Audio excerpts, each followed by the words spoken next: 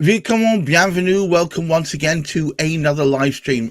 Typically, this live stream is named Property Matters, but in honor of the great works that Steve Day and George Boyd, of course, apologies, have been doing with regards to Royal Artillery Quays and the cladding situation. Now, we've renamed this one Cladding Matters, and Cladding Matters is to highlight all the ridiculousness that surrounded a certain property builder and the works that they've, perhaps one might say, have left incomplete at Royal Artillery Quays. Hamish, lead us on with this, please. Well, we have a challenge in this country, and I don't know quite why it should be.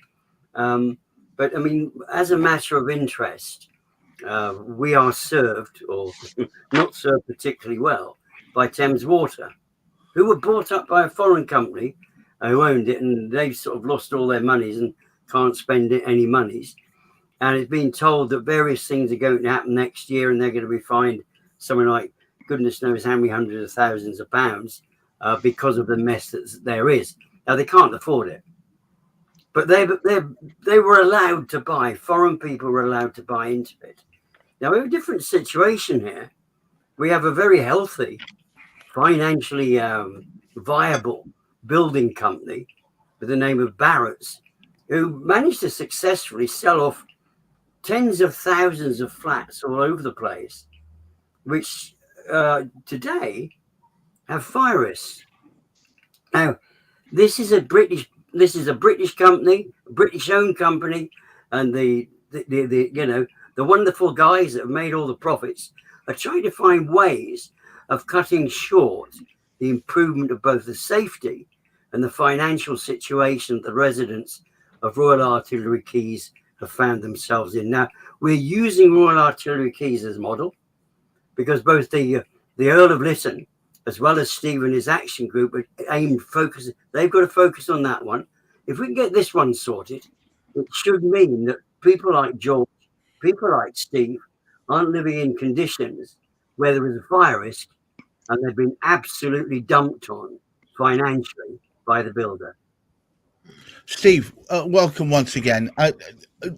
At the expense of repeating myself, and I had complaints at a previous show, gosh, Gareth, you keep going over the same thing. Yes, I keep going with the same thing. Until the problem is solved, I'll keep mentioning it. So, situation isn't just that it's a fire risk, is it? It's also the fact that even if it's something you can deal with, these insurance companies will not insure you. If they do want to insure you, it's massive premiums. I mean, that seems to be the biggest issue here, right? Yes, I mean, it's a combination of safety and insurance and lending as well. So the Property Mark, the biggest estate agent body in the UK, wrote to the government and basically observed that growing numbers of insurance companies are refusing to insure properties with flammable material remaining, i.e. the B1 that we're trying to get rid of at Royal Artillery Quays.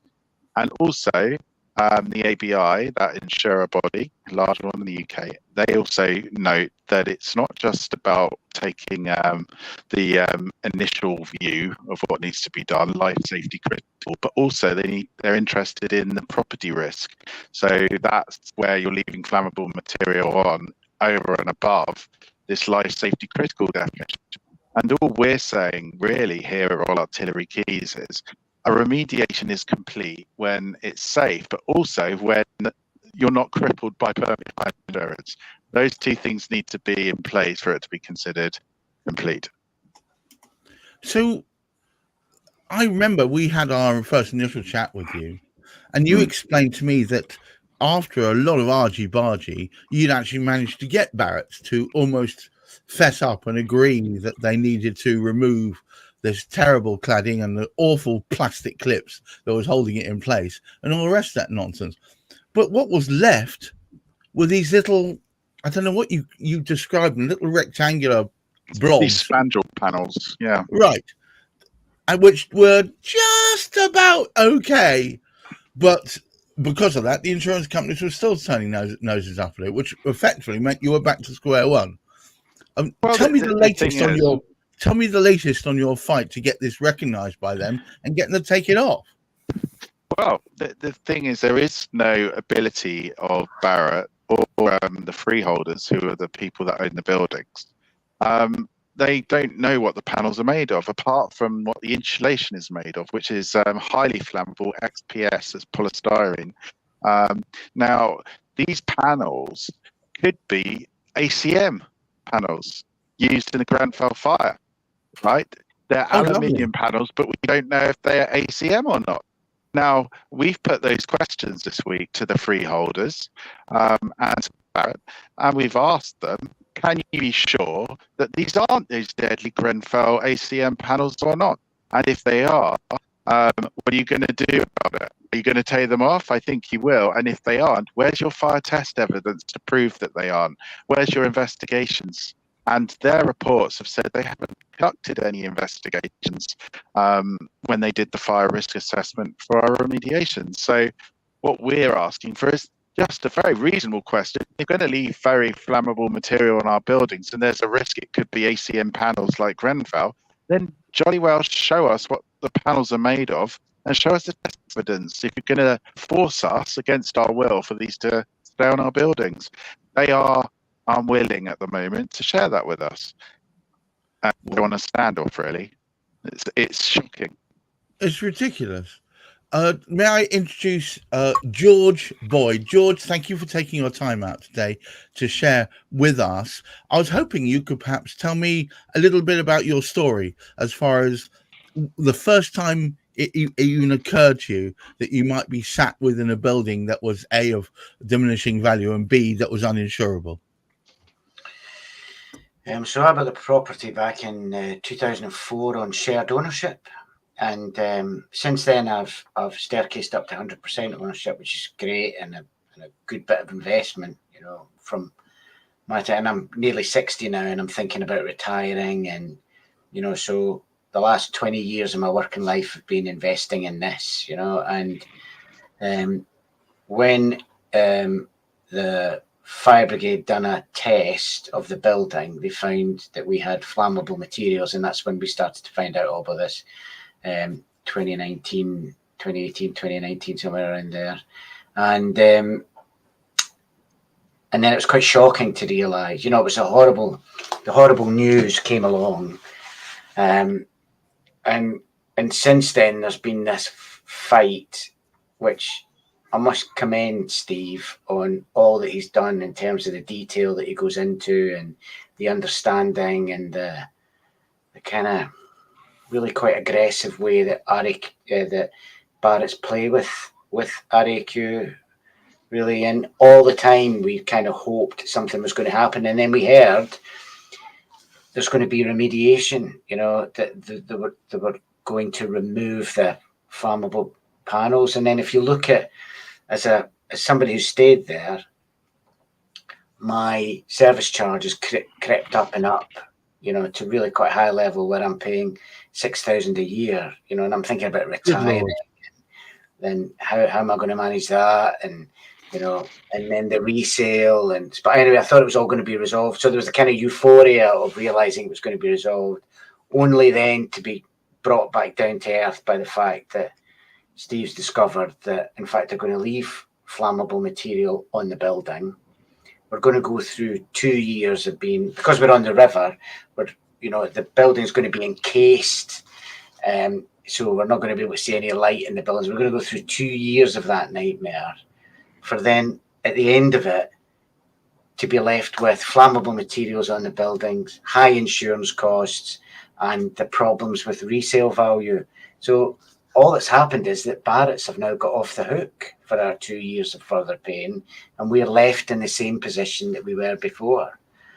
So it's an exercise in them not really caring about the impact of what's going on for us. And the last meeting that we had with Barratt's, they silenced us. You know, we were allowed to bring some questions before the meeting, none of which were fully answered, and we were just talked at. You know, and that's an aggressive way to behave with people who are really genuinely worried. And Steve will tell you loads of stories, and I've heard stories from people in the building who are really trapped, you know, retired people who are trapped, people who wanted to adopt and couldn't adopt because the building has got flammable materials on it. And then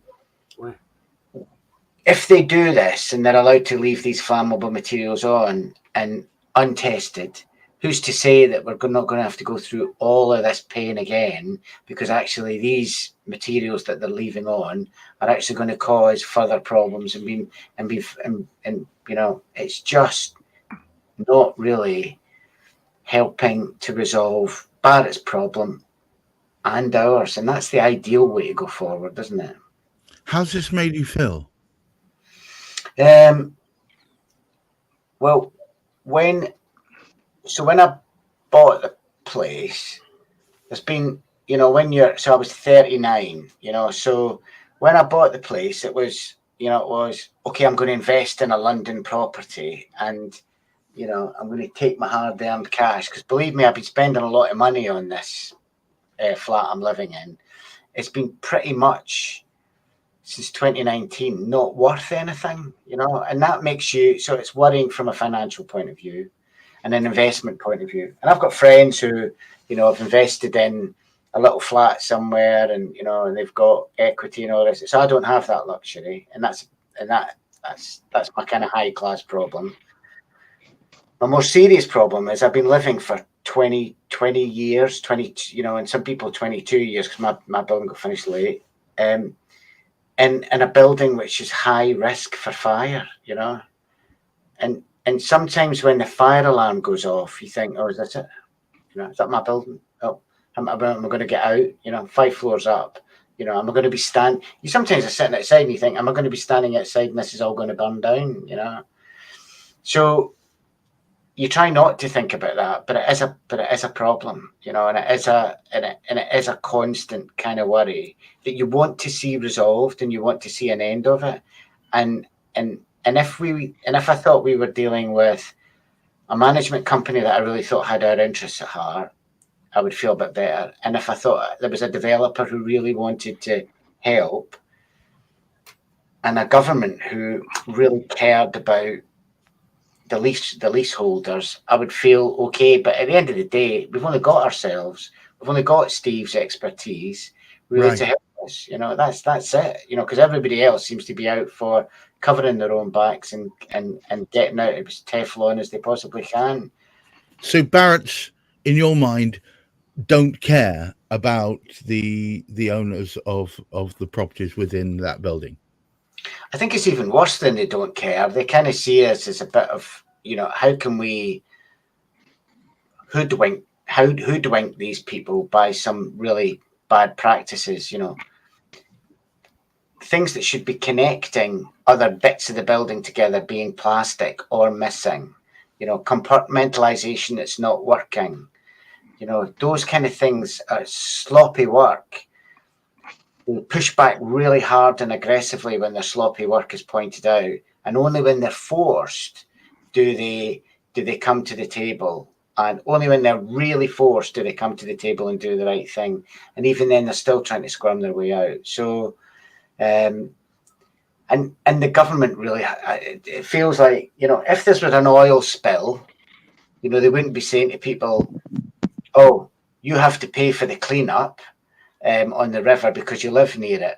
They would be saying, we're going to clean up, the government would be saying, we're going to clean up the oil spill, and then we're going to go after the people who had the tanker to get the money from them. But what's been happening is we've been paying for this cleanup, because if you think about the amount of money we are spending on insurance and the amount of money they've had over the last few years, they've got enough money now to do all the work, and then they want to keep getting money in with high insurance costs, because that's the people who own the, you know, might be a bit conspiracy theory-ish, but the people who own the insurance company have probably got investment in the developers as well, so they're getting them. I don't think we can comment about that, but what I would say is it does appear that this is a travesty, and that you, unbeknownst to you, no fault of yours, have been caught up in a miasma of greed and stupendously awful planning, especially given the lessons supposedly learnt from Grenfell. Steve, Yeah, well, where is the future lie for George and yourself now? Is there a way we can get Barrett to step up to the plate, to take, no pun intended, to take this god awful piece of whatever it is off your walls and make it so that your building's actually worthwhile to be invested in, and that the flats can be sold or insured? yeah, well, we're in a unique situation at RAT. We've proved that the building has been unsafe for 22 years due to Barrett's poor workmanship. So we've established wrongdoing, right? They've also broken their precedent worry. So they paid us £1.3 million for those 24/7 fire wardens as excretory parent. It weren't legally obliged to do it. So they broke the precedent worry. We're saying, as we've proven multiple times that you've broken the law with your building, and I can say that because they've admitted to it in writing using plastic fixings, you need to go the extra mile. Do the right thing for Royal Artillery Quays. You've put our lives at risk for 22 years with an unlawful and dangerous flammable cladding system. Take it all off. And our hope is that the building safety regulator, who we've appealed to, who are looking into this case, who have the ultimate authority to grant yes or no to Barrett for the remediation, that they hear my voice and the voice of the other residents and actually say, well, in this case, it's so egregious, they need to take it all off. And we're now, I know the first Earl of Lytton has become very moved by all this and has taken steps to. What about your MP? What about actual government? What about the Commons? Is anyone standing up for you there? Well, we initially the amendments that we've been working on here at Royal Artillery Quays were proposed by Liam Fox, so Conservative MP. And so he did the first version, and then the rest was done in the Lords. There are constituencies where there will be large numbers of building safety risk flats, and as they've got build as their agenda, the current government, flats will be a big part of that. So this isn't going away. This is going to get worse. And unless we established a system of liability which makes the developer pay again and again and again if they don't get these defects off their buildings, then history is destined to repeat itself. And I say that with a sobering voice because we're just about to hear the results of the Grenfell inquiry, the final part of it. And it's going to be in the news. And the question will be, how do we prevent further Grenfells from happening? Well, I can tell you, they implement the Earl of Lytton's building safety scheme, and I appeal to all parliamentarians to consider it when it's back in the Lords later this year. It just seems to me that once we have established formal precedent that homes built, not necessarily just by Barrett, because I suspect this is not just Barrett that's doing these terrible practices. No. But okay, let's just stick with Barrett. The Barrett homes that have been built, and there are thousands of them, may well be sporting the same cladding, may well be suffering from the same issues, and therefore will possibly need revisiting in the same vein. So, as I've said to you once before, it's can open worms everywhere time, is it not? And that's why we need legislation. That's why we need the government step in. It's a failure of statescraft, really, not to. The construction industry is in chaos. There's a race to the bottom, which will always be a commercially attractive solution, especially when you have investors. You have to have a counterback pressure, and that's where government comes in. And it says, well, we need to say you can't do it. It's illegal. You can't make money that way. And making money at putting petrol-based substances on people's homes in tall residential blocks should really be something that comes off all buildings, not just for new. And they have made progress for new, it's banned. Well, it needs to be banned for existing buildings too, because I don't see why it's any less safe, for us. I was going to say, George, before we close this down for today, what would it mean to you if Steve and all of you pulled together, managed to get Barrett's to see the light, managed to get this new legislation in place and stamped across 2 houses? What will that mean to you to see that happen? So I wonder if I can illustrate it by asking a couple of questions and show that if I was to say to anybody now, would you buy this flat? They would say no, right? No, sounds like a nightmare, yeah? If the remediation works and the flammable, and as they want to go forward with the remediation and leave the flammable cladding on, if I asked that question again and said, would you want to buy this flat? The answer would be no. You've got the same problem, yeah? If what happens with Steve and what Steve is putting forward in terms of the removing the flammable cladding and giving us an A1 rating, if I was to say, would you want to buy this flat? You would say, yeah, you've got a nice view. Yeah, nice big flats. They look lovely. It's yeah, a lovely location. It's a lovely location. Yeah, I'd buy that flat. And the difference between living in a flat that's safe, that people want to live in, as opposed to one that's unsafe and that nobody wants to live in, is a big difference. You know, and people don't want to live in it because it's unsafe and it's a bad investment. So after the remediation's done, and believe me, the remediation is going to be hell for the people who live here. For us still to be in that situation is what none of us want, you know, because it's a never-ending saga that has no end, you know, and we want it to end. So it would mean that all these years of worry could be over if we get the A1 rating from Barrett's. All right. Well, look, I all I have to say is that it's been an absolute pleasure talking to both of you today. Unfortunately, we've lost Hamish off the call. I think it was the fabled connectivity issues. But suffice it to say, we're still going to carry on banging the drum for this, trying to get more people to take notice. And well, it's an important thing.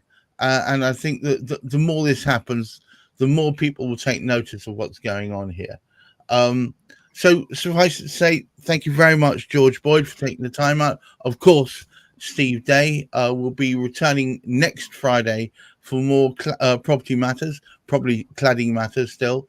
Hopefully Hamish will be back on by then. But until then, I wish all you keep your feet on the ground. And of course, keep reaching for the stars. There's lots to be done here. Wear sunscreen and try and make sure you bring people like Barrett's to justice. Absolutely. Mustn't be let to get away with it. It sets a terrible precedent. So until then, everybody have a wonderful weekend and look after that mental health. Bye-bye now. Thank you, Gareth.